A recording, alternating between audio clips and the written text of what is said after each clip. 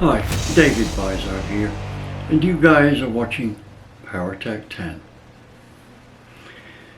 In this issue of PowerTech 10, I'm going to do one of my rare comments on comments videos. What I'm going to do is explain some of my situations here with getting projects underway and criticisms I've had, plus suggestions I've had, etc. So let's get cracking on that. Before I forget to mention it, and brain surgery has emphasized my blotchy memory greatly, I need to let you know that Andy and I have started 2 new subjects in our playlist. Right, we had wondered about starting separate channels for these, but in the end we thought, no, these are subjects which at least some of our current subscribers will be interested in. First, we're starting a gun playlist where we look at stuff in a little more detail than you see on your typical gun channels, which by the way are very popular. For instance, when they talk about the accuracy of a gun, what they're really talking about is the accuracy of the gun and the shooter, not the gun. So we will be testing some very unlikely guns that don't have a very good reputation for accuracy and seeing whether or not that the gun's doing the job but the shooter isn't.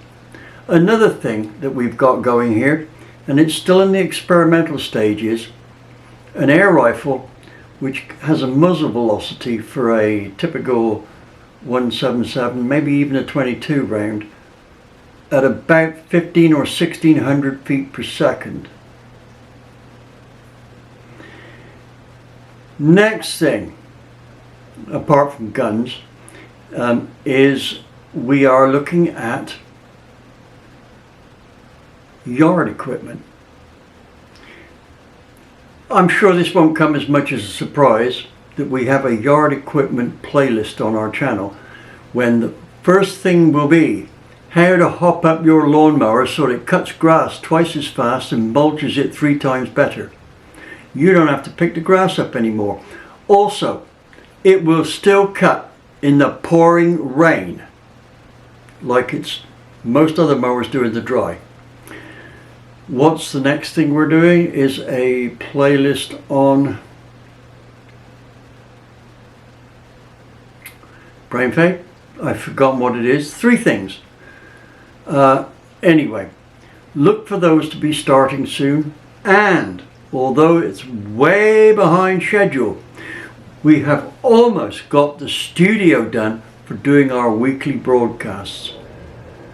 Almost. You'll notice the sound is probably better in here. That's because we have installed echo absorbing sound material into the shop. Now on with my grouses. Well, they're not all grouses, some are positive, but the big ones are negative. Here we go.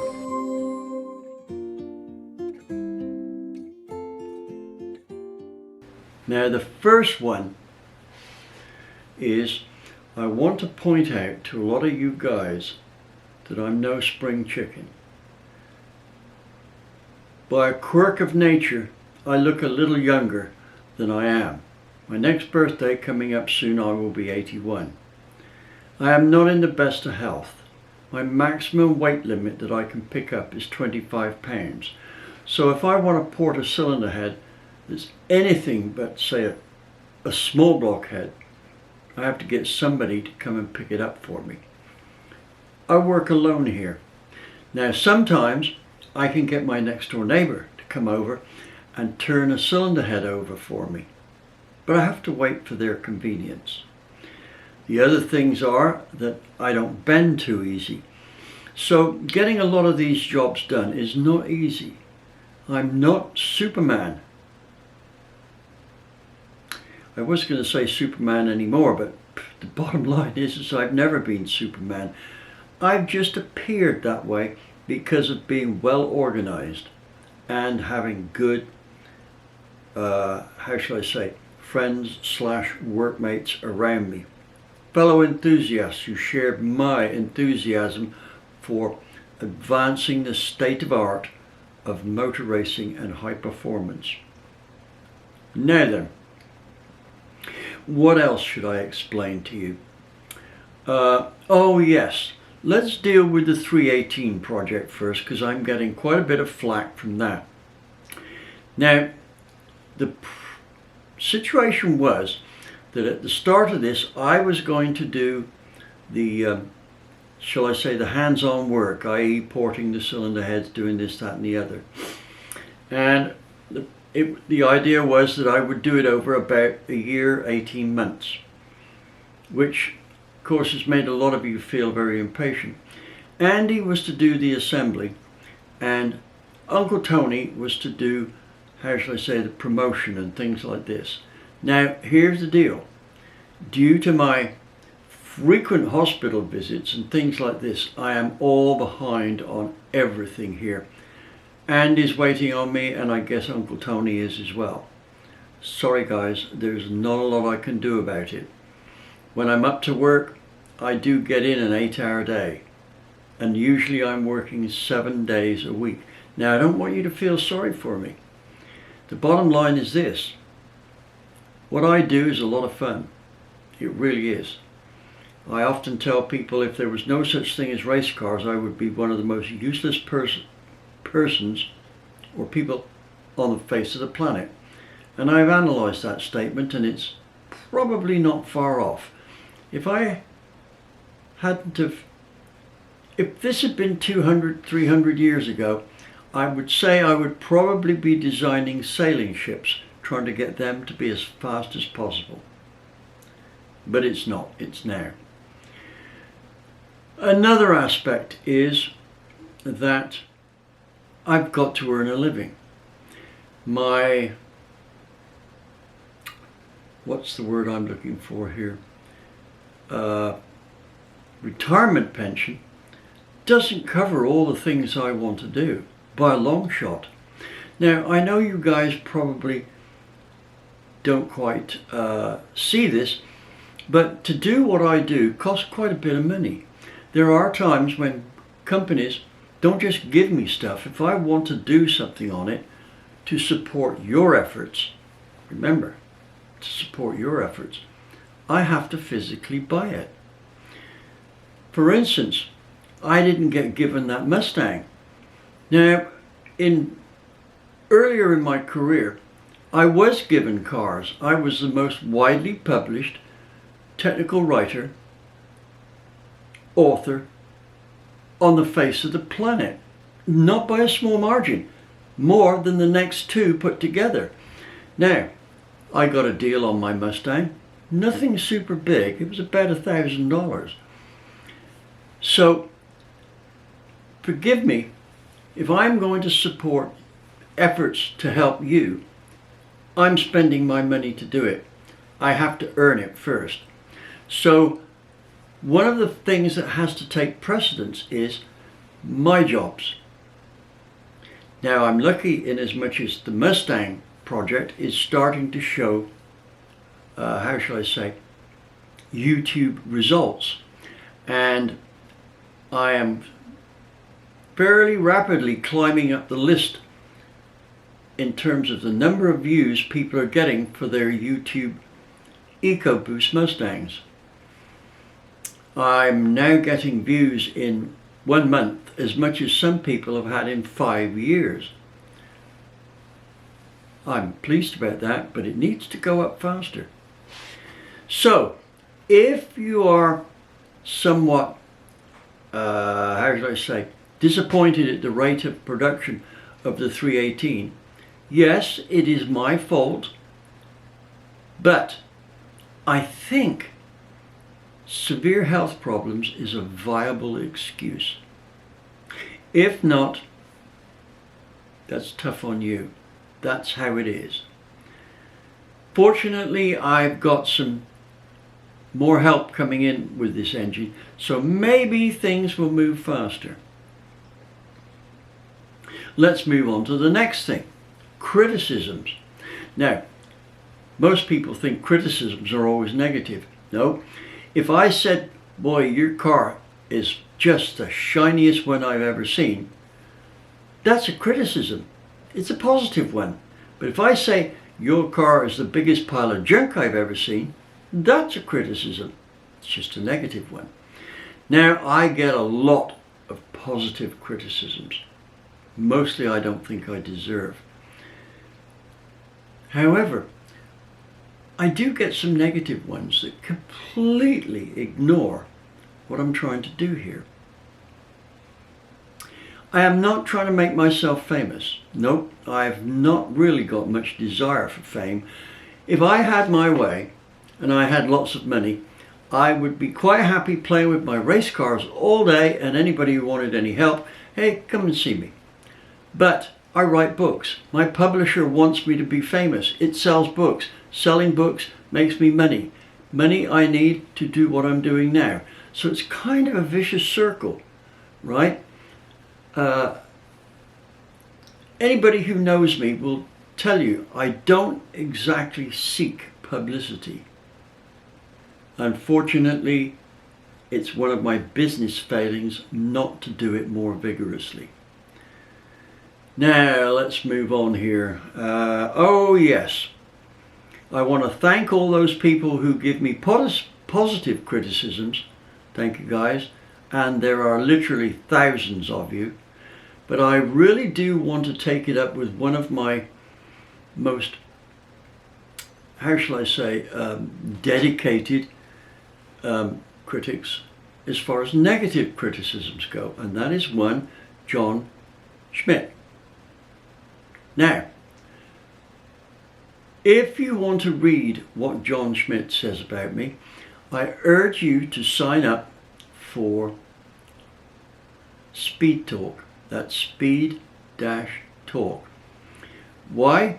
Well, first off, you can read what John is saying about me. And secondly, you will be joining a forum which has a lot of smart guys on it. I mean, way more than many of the other video forums that I've looked at. And I could give you a list of those guys who are how shall I say, dedicated to inform posters. But John has got it in for me for some reason.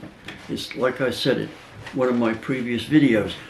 Maybe in a past life I ran off with his wife and daughter. I don't know. But here's the thing. I got to looking in Speed Talk forum, and I found earlier this year, as a response to my first two videos on him, he made some cryptic comments which he enlarged on after seeing my cam lobe centerline article and my justifications for it and the dyno testing outcomes and things like this. Now, one of the things that John seems to love to do is to call me a liar. Why? Because in an ad for one of my seminars, I said that 128 was the most important number you could know. And actually I should have said one of the most important numbers you could know for a small block Chevy, and I left that out. So what he's saying is I'm a liar. 128 isn't the most important. Well, bit steep. If I take that standard, John's own standard, as being a liar, then this guy is just a absolutely dyed-in-the-wool liar himself, because he's making statements in so-called rebuttals of what I'm doing that are just plain lies. Now, what I'd like you to do here, I'm not going to argue about this, but because you should be able to come to your own conclusions, is to go and visit my very well received episode 85, which explains why lobe centerline angles are the most important aspects to sort out when determining cam events. I put forward tests and arguments which are hard to refute. They are, what's the word I'm looking for here? They are tests done which develop the formula. For instance, gravity. Gravity is not 32.2. It's not a number that's plucked out of the air or calculated from basics or anything like that. It is determined from dropping something and timing it, basically. So the formula is based on what happens, not the other way around. What is supposed to happen is based on the formula. Now, nearly all CAM programs are working from basic principles to try and get the result of the cam timing. My method works the other way around. It takes hundreds, no, thousands of tests, determines the factors concerned, and then makes the formula from it. So the formulas cannot be wrong because they are from the tests. In other words, the tests determine the formulas, so in that case the formulas must exactly determine the results. So the bottom line is this: all of the stuff I've done in episode 85 must be right. Even if it's not, and I've said this in that video, it predicts lobe centerline angles very accurately. So at this point, it's irrelevant whether you understand it or not. The formulas work. That's the same as Isaac Newton. He did not know why his formulas of gravity worked, and he could predict the planet's motions and all that. He didn't know how gravity worked. But it didn't matter. We could predict the result of gravity. My formulas are a little like his, although I must admit, if Newton had been doing what I'm doing here, he'd have done it far quicker, because I think he's just a shade or two or three or four, maybe more, smarter than I am. Now let's get back to John.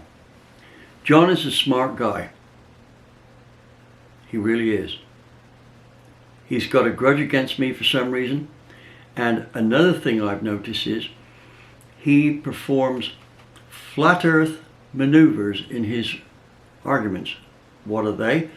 A flat earther will take something and then look at it in a sideways manner to come up with why it's so. John is doing kind of the same thing. He will take an argument that I've made, take a different slant on it, and then tell everybody I'm lying. Now the different slant is only off slightly. For instance, he said I'm nothing but a cam picker. John, you're right. But you've made it sound like being a cam picker is the worst thing under the sun. Maybe a little bit out of the gutter, but only just. The point is this: any of you want to verify that John's right, go and watch my video. I tell you that I am a cam picker, but I don't use those words. They make it sound like it's a minor detail and it's semi-derogatory. But I point out in the video that there are plenty of people who can design a profile and do it very well. I used to be able to design profiles. I have lost a lot of the skills, but I did that when the profiles I wanted weren't available. So I was making a move to progress the technology. I don't need to anymore. If John was to call me up and say, well, David, let me see you produce a good profile, I can do it very, very well. I pick up the telephone and I call Billy Godbold, my friend Billy, and say, Billy, I need a profile to do this. Now, why would I admit to that? I'm not here to reinvent the wheel, John. I'm here to progress science. Let me ask you a question. John, how many patents have you got? I'm going to make a bet there's not very many, if any. On the other hand, I've got my name on over 40. And there's far more that I don't have my name on, maybe another 120, advancing the science. So, this is what I'm asking people to do. Go on to Speed Talk, and like I said, it's a great channel. Read John's stuff, take you a while, then look at my videos, then go back to his stuff, and you will see that I am a cam picker. I'm one of the few on the planet, the very few, who can choose a cam right on the money. There are so many people out there that are cam pickers and pick the wrong damn cams, John. I advance the state of art. You, with your cam design, are doing nothing more than a whole load of other people. I, on the other hand, am, as far as I know, unique in my ability to be able to select cams on the money. Now, you are promoting this and saying, well, a guy needs to get a computer program and all this to select his cams. John, I've got a shock for you. I'm going to show you how you can select a cam from a piece of paper. Let's see if you can do that, right? And I will back my cams, probably a Billy Godbold profile design, against your cams, which are, say, a John Schmidt design with John Schmidt event timing, any day, right? Any day of the week. Now then, John, I suggest with your, how shall I say, non-reasoning ability to take something I've already said and then belittle it and say, this is what he is. I'm just using that as one example. You've done this so many times, it's getting to be a pain. I suggest that what you need to do is to see a psychiatrist, because there's something amiss here. I'm not going to devote much more time to arguing with you because it is senseless. There is no turning your mind. You are set in your ways, and that is why you don't have any patents, because you don't think outside the box, you don't see reason very well, and you don't apply it very well. You don't simplify things. You don't explain things properly. Need I go on? Let's move on to the next thing now. That's enough about John. I'm very pleased with the number of people who have forwarded Mustang stuff, right? Those guys know who they are. I look through some of the responses to my Mustang stuff, and I think to myself, well, these guys are really making good comments, helpful comments. Remember, I told you guys that until I bought that Mustang there, I had never even laid eyes on an EcoBoost motor, let alone worked on one. I had never owned one of those Mustangs. The reason I got it was because I liked the way they drove when I drove the one a friend rented and brought down. That's the sole reason. So, that aside, now I do have something else here. I've got the latest acquisition for the Mustang. Let me show you.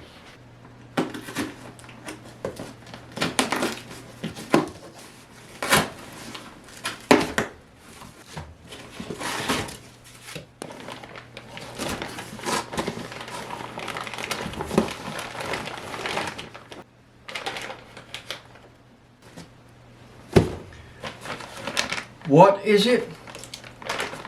It's my torsion diff for the Mustang. These diffs, in my experience, I've tried most but not all, most of the European diffs in European cars. But I've got quite a bit of experience with this compared with a few American made diffs, and let me tell you, really good in the wet. just as good in the dry. American Muscle supplied this, and it took 3 days this time for my order to arrive. Boy, I can live with 3 days. Let's see how that will work. Anyway, let me put that away. Now let me address another point. Very often I talk about my pro stock experience, and I get comments fairly regularly from people who say, you know, we never heard of him when we were running pro stock.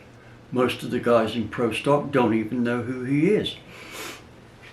Let me ask a question here. How many of you pro stock guys or members of the team know the guy who developed the steel alloy that is used in the springs you are using? Now, if it wasn't for this guy, those springs wouldn't be possible, which means you'd have to be changing springs like the old days every damn run. Now, that guy's involved in pro stock at a very, how shall I say, early level of the development of the car. I don't mean early in time, I mean on the scale of things. He's back here. He develops the alloy, next guy develops the springs to do it, next guy comes up with finding out that these springs work, and the next guy designs a cam profile that is now better because these springs are better, and this cam profile then gets used by an engine builder, and the engine builder builds an engine, and that goes in a car, and the driver races it, right? I'm not the guy who builds the engine, I'm the guy who's back here. For instance, how many of you know anything about those carbon fiber push rods? Well, I was back here on the development of those, and I did a lot of spin testing on them at Crower, right? This is more advanced pro stock technology than you guys are involved in that are actually there doing it, right? So that's the kind of work I do. I don't work for the engine builder. I'm further back in the chain than that. I make it possible for whoever's next in the chain to be able to do what they do, to be able to allow the engine development guys to do their job, right? Now, that doesn't mean I haven't been involved in further up the scale on Pro Stocker, but I'm not here to advertise who and where I am. That's part of my consultancy business. If you guys who are running Pro Stock want to consult me, I'll tell you one thing now, your car will go faster. But you have to come to me. I'm not coming to you. I'm already 8 hours a day, and if you come to me, I only take you on if you pay more than the next guy in line. Why? I need the money so I can run this channel. So, that's enough of this. I've never seen this guy in Pro Stock. Of course you don't. For instance, let me see, one of Pro Stock's most winning guys in his era was, sorry, blanked out there from brain surgery. He's in Mooresville, and he did a video with Lake Speed Jr. on bore finishes, right? And I'm sorry, I've forgotten your name, but the thing is his winningest streak was when Don Lucito was doing his cylinder heads. Well, very often I helped Don work on that. I didn't contribute much, and I'll tell you why. Don's freakishly good at cylinder heads. So there's an instance where whoever it was, and I can't remember his name, I helped get his car to be the winning car. He doesn't know who I am. And also, let me tell you something. The video they did on bore finishes is not the latest thing.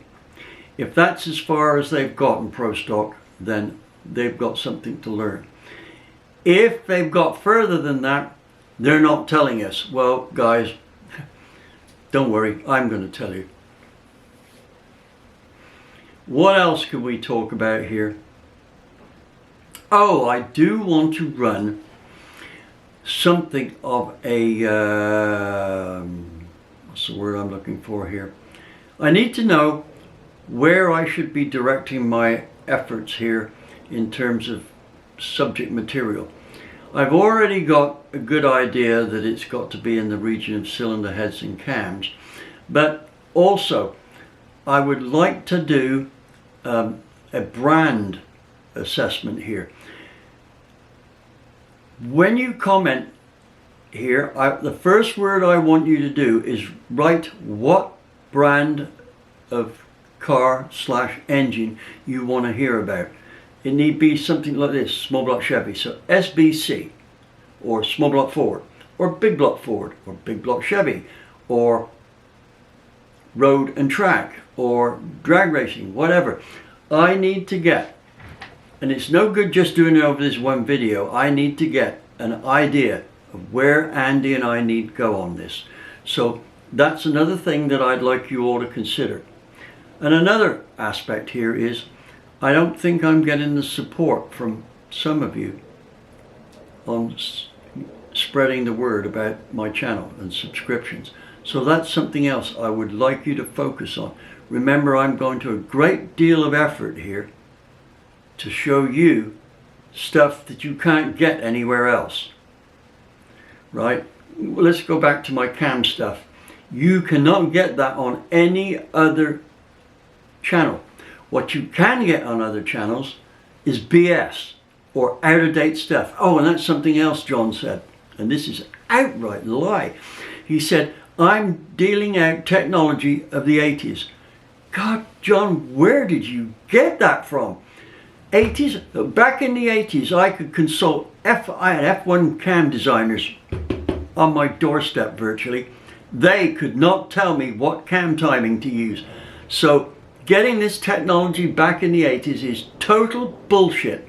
Or you're ignorant, or you're lying. It can only be one of those threes. Now, John, do me a favor and tell me which one it is, because I'm having problems with it. Anyway, back onto the other stuff. An area we're not looking at enough is braking and aerodynamics, right? I think people tend not to worry about brakes. Well, it used to be in the old days, mostly for American cars, that brakes were terrible. I mean, Ford got sued for the Pinto blowing up, right? How GM didn't get sued for all the people it probably killed with the brakes on your typical 55, 56 and 57 Chevy, right? They were abysmal. 2 stops, you haven't got any brakes left. You know, in England, you could go and do several laps of a twisty track, and I say several, maybe 10 laps before the brake fade became a real problem. I couldn't do 1 lap of, say, Brands Hatch in a 55 Chevy without having to resort to flinging the car into the corner to stop. I'll give you an instance there. When I first went to the Caribbean in 2000, I did the Sedan 2000 series there, and we had stock Nissan Sentras, and in a 15-lap race, by lap 10 I had no brakes, and you know what, that barely slowed me down.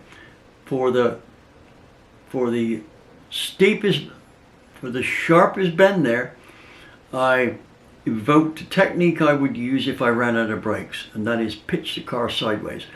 So as I approached the bend, which would be at about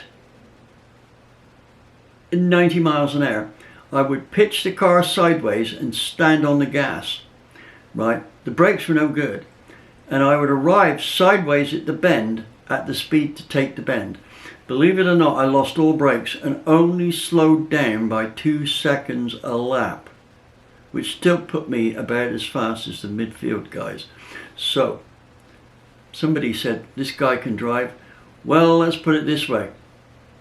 My experience driving is I've set lap records on virtually every track but one I've ever raced on. I think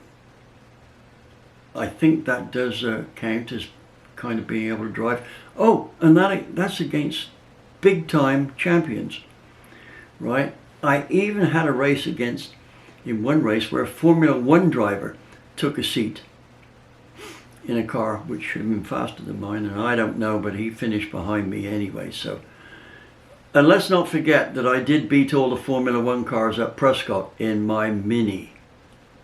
I think that might count for something in the terms of driver skill. Anyway, enough of that. So what else have I got coming up here?